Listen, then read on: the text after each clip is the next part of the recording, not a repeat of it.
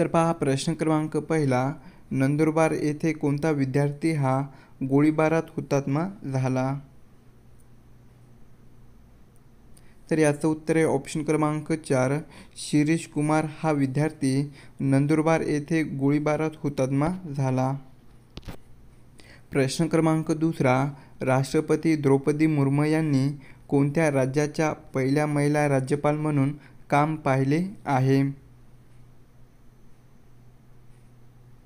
तर ऑप्शन क्रमांक 1, झारखंड या राज्यामध्ये राष्ट्रपती द्रौपदी मुर्मू यांनी पहिल्या महिला राज्यपाल म्हणून काम पाहिलेलं आहे. प्रश्न क्रमांक तिसरा, सर्वोच्च न्यायालयातील न्यायाधीशांची संख्या ठरवण्याचा अधिकार खालीलपैकी कोणाला आहे?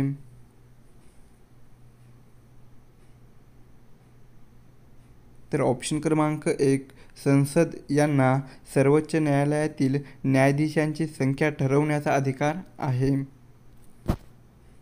प्रश्न क्रमांक चौथा, महात्मा गांधी यांच्या आईचे नाव खालीलपैकी काय होते? तर ऑप्शन क्रमांक 2, पुतलीबाई हे महात्मा गांधी यांच्या आईचे नाव होते. प्रश्न क्रमांक 5, नाशिक पुणे या शहरांना खालीलपैकी कोणता घाट जोडलेला आहे?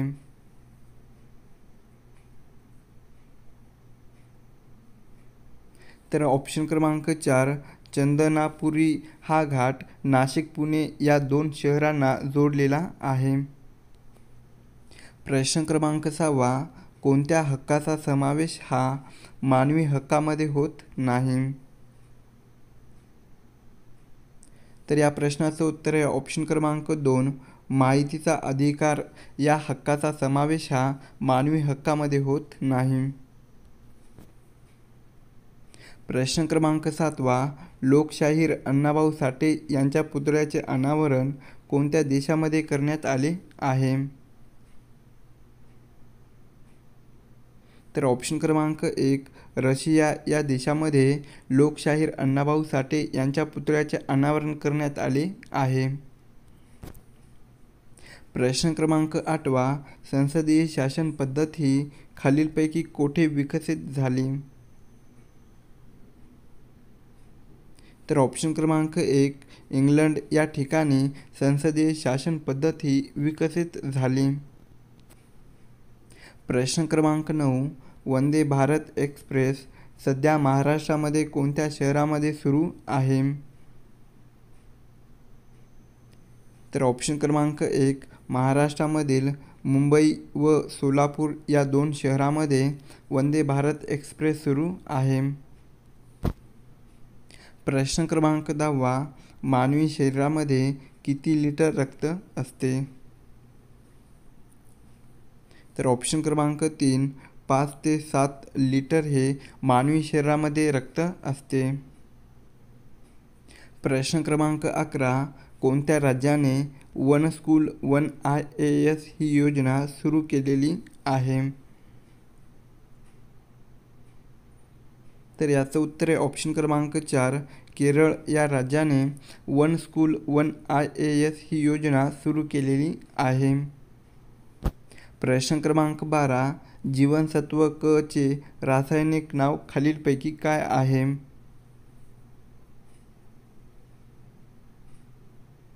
तर ऑप्शन क्रमांक 3, अस्कॉर्बिक आम्ल हे जीवनसत्व क चे रासायनिक नाव आहे. प्रश्न क्रमांक 13, भारतीय राज्यघटनेतील व्यापार स्वातंत्र्याची संकल्पना ही कोणत्या देशाकडून घेण्यात आलेली आहे? तर ऑप्शन क्रमांक 3, ऑस्ट्रेलिया या देशाकडून भारतीय राज्यघटनेमध्ये व्यापार स्वातंत्र्याची संकल्पना घेण्यात आलेली आहे. प्रश्न क्रमांक 14, भारतीय राज्यघटनेनुसार न्यायाधीशाला एका उच्च न्यायालयातून दुसऱ्या उच्च न्यायालयात बदली करण्याचा अधिकार खालीलपैकी कोणाला दिला आहे? तर या प्रश्नाचं उत्तर आहे ऑप्शन क्रमांक 1. राष्ट्रपती यांना भारतीय राज्यघटनेनुसार न्यायाधीशाला एका उच्च न्यायालयातून दुसऱ्या उच्च न्यायालयामध्ये बदली करण्याचा अधिकार दिलेला आहे. प्रश्न क्रमांक 15. आंतरराष्ट्रीय नाणेनिधीची स्थापना केव्हा करण्यात आली? तर ऑप्शन क्रमांक 1. सन 1945 या वर्षी आंतरराष्ट्रीय नाणेनिधीची स्थापना करण्यात आलेली आहे. प्रश्न क्रमांक 16. भारतीय राज्यघटनेतील कोणत्या कलमानुसार देशात आर्थिक आणीबाणी लागू करण्यात येते? तर याचं उत्तर आहे ऑप्शन क्रमांक 3. भारतीय राज्यघटनेतील कलम 360 नुसार देशात आर्थिक आणीबाणी लागू करता येते. प्रश्न क्रमांक 17. राष्ट्रीय नमुना संरक्षण कार्यालयाची स्थापना केव्हा करण्यात आली आहे?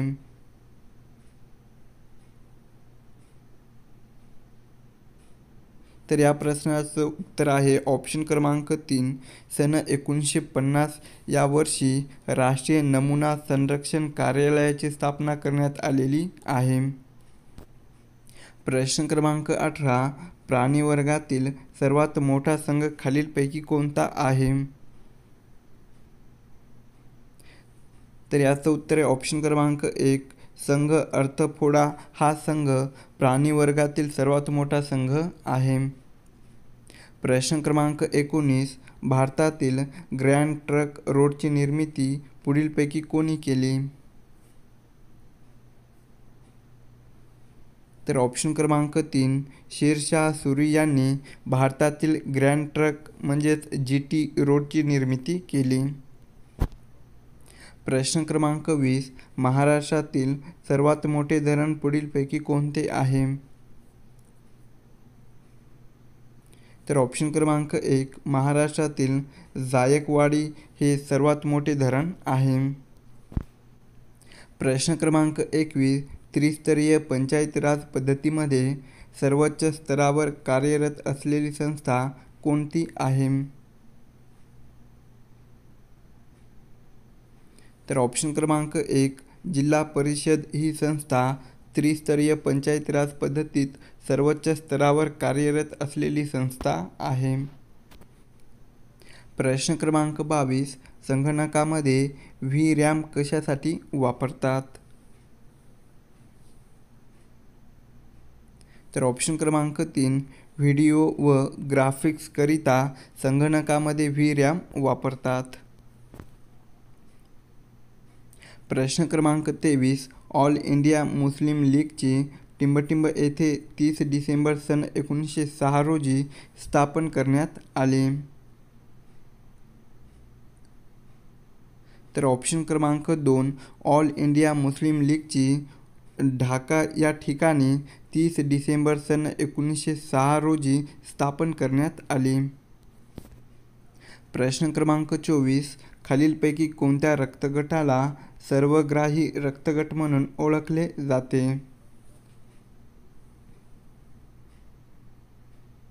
तर याचं उत्तर आहे ऑप्शन क्रमांक 2. AB पॉझिटिव्ह या रक्तगटाला सर्वग्राही रक्तगट म्हणून ओळखले जाते. प्रश्न क्रमांक 25. साल्हेर मुल्हेर हे किल्ले खालीलपैकी कोणत्या जिल्ह्यामध्ये आहेत?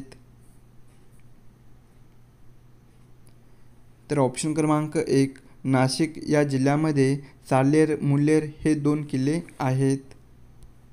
प्रश्न क्रमांक 27. महाराष्ट्रामध्ये पहिल्या महिला विद्यापीठाची स्थापना कोणी केली? तर ऑप्शन क्रमांक 4. धोंडो केशव कर्वी यांनी महाराष्ट्रात पहिल्या महिला विद्यापीठाची स्थापना केली. प्रश्न क्रमांक 28. सामाजिक कार्यासाठी पद्मश्री किताब केंद्र शासनाकडून खालीलपैकी कोणाला मिळालेला आहे? तर याचं उत्तर आहे ऑप्शन क्रमांक 1. भिकरामजी ईदाते यांना सामाजिक कार्यासाठी पद्मश्री किताब हा केंद्र शासनाकडून मिळालेला आहे. प्रश्न क्रमांक 29. ग्रामगीता लिहिणारे राष्ट्रसंत तुकडोजी महाराज यांचे संपूर्ण नाव पुढीलपैकी काय आहे? तर याचं उत्तर आहे ऑप्शन क्रमांक 1. राष्ट्रसंत तुकडोजी महाराज यांचे संपूर्ण नाव हे माणिक बंडोजी इंगळे आहे. तर त्यांनी ग्रामगीता ही प्रसिद्ध लिहिली. प्रश्न क्रमांक 30. साधारण व्यक्तीच्या हृदयाचे एका मिनिटात किती ठोके पडतात?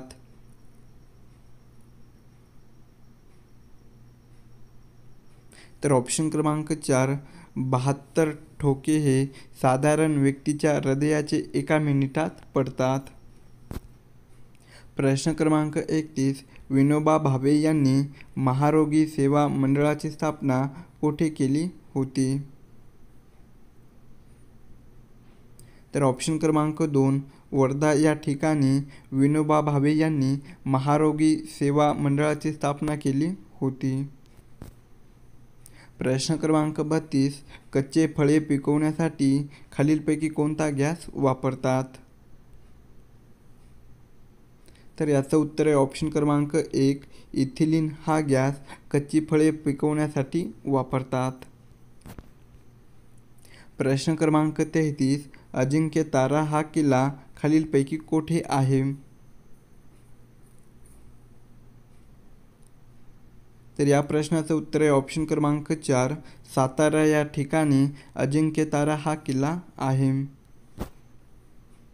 प्रश्न क्रमांक 34. सह्याद्री पर्वत क्षेत्रामध्ये टिंबटिंब ही आदिवासी जमात आढळत नाही. तर ऑप्शन क्रमांक 2. ठाकर ही आदिवासी जमात सह्याद्री पर्वत क्षेत्रामध्ये आढळत नाही. प्रश्न क्रमांक 35. कमवा व शिका ही योजना पुढीलपैकी कोणी सुरू केली?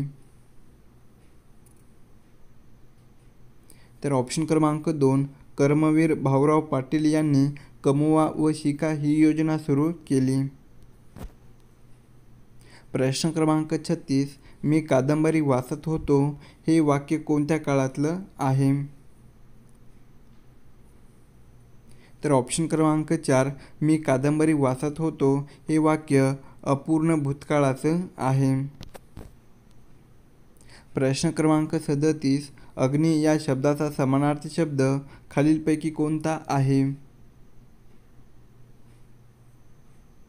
तर ऑप्शन क्रमांक 3. अग्नी या शब्दाचा समानार्थी शब्द पावक असा आहे. प्रश्न क्रमांक 38. अरोहण या शब्दाचा योग्य अर्थ खालीलपैकी कोणता आहे?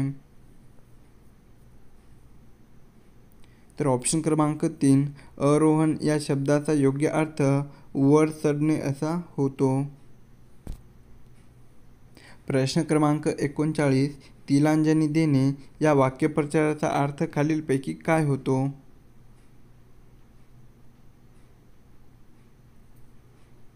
तर ऑप्शन क्रमांक 4.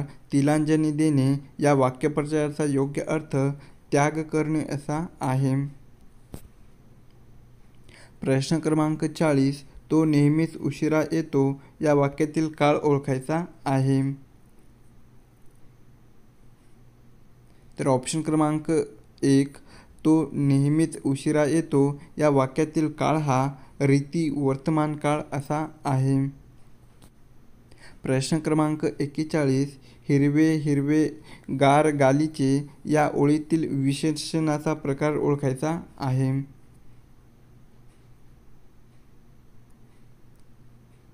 तर या प्रश्नाचं उत्तर आहे ऑप्शन क्रमांक 3. हिरवे हिरवे गार गालीचे या ओळीतील विशेषणाचा प्रकार हा गुणवाचक विशेषण असा होतो.